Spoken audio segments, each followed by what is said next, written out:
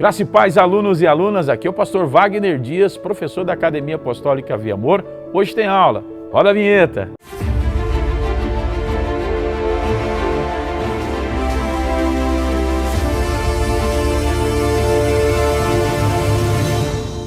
Hoje nós iremos estudar a Epístola do Apóstolo Paulo aos Tessalonicenses.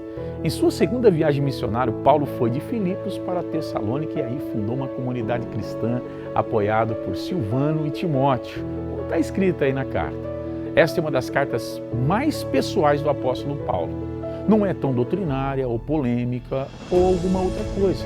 O corpo da carta consiste principalmente de recomendações, reminiscências pessoais, conselhos e exortações. A verdade central ressaltada é amplamente a esperança futura da vinda de Cristo, ou seja, ela tem um teor escatológico, uma expectativa da vinda de Jesus.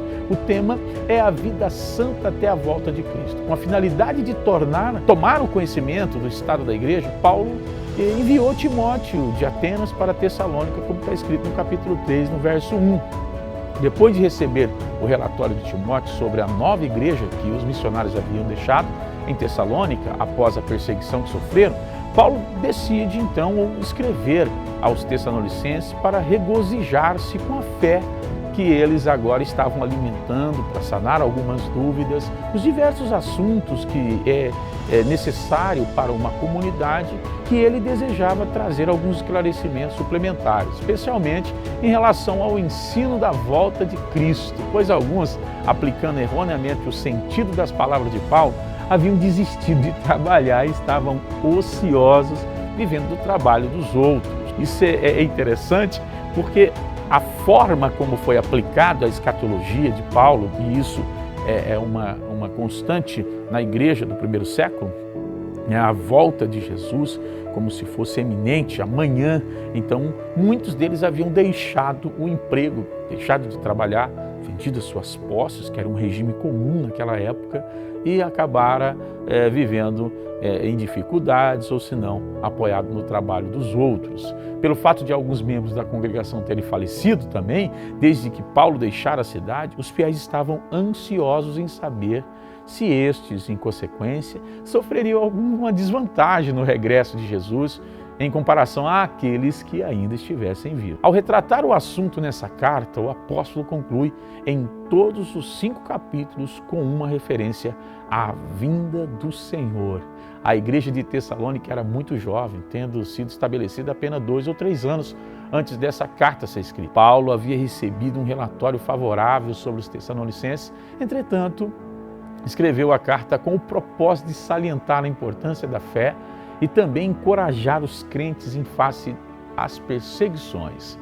Além de dirimir as dúvidas levantadas, principalmente a respeito da segunda vinda do Senhor, ali Paulo também vai deixar claro a capacidade, a sua maneira, o seu estilo cuidadoso em zelar da esperança e da fé dos irmãos. Quando foi escrita essa carta? Essa é escrita de Corinto, a probabilidade, logo após a chegada de Timóteo e Silas, né? Eles então trazem, na segunda viagem missionária de Paulo, por volta de 50, aproximadamente, esse relatório. Então, a data precisa, ali a gente vai ficar entre 49 e 50, né, depois de Cristo. O esboço é fantástico dessa carta e você vai poder acompanhar, tá certo? Primeiro começa com os dados pessoais históricos, a saudação de Paulo, o elogio de Paulo aos Tessalonicenses. Depois, o segundo bloco já traz a conduta de Paulo entre os Tessalonicenses, sua retidão, sua diligência, o seu comportamento irrepreensível, o interesse de Paulo pelos Tessalonicenses e depois pelos sofrimentos que estavam ali, né? Pelas suas provações, pelo seu crescimento e constante, né, envolvimento na obra. Ensino prático e exortativo faz parte do terceiro bloco. Ensino sobre o crescimento cristão, vida sexual, no amor fraternal, uma vida ordeira, ensina sobre os mortos em Cristo, que é um dos temas mais latentes na carta, mais evidentes, ensino sobre o dia do Senhor, o ensino sobre os deveres variados. Então, esta é a carta que Paulo escreve, a sua primeira epístola a essa igreja tão interessante, deixando um registro aí maravilhoso da capacidade de Paulo de falar sobre o assunto escatológica ou pós-túmulo, como é conhecido academicamente. Espero que você tenha gostado. Tem aula quarta-feira e eu te espero aqui nesse mesmo horário. Que Deus abençoe.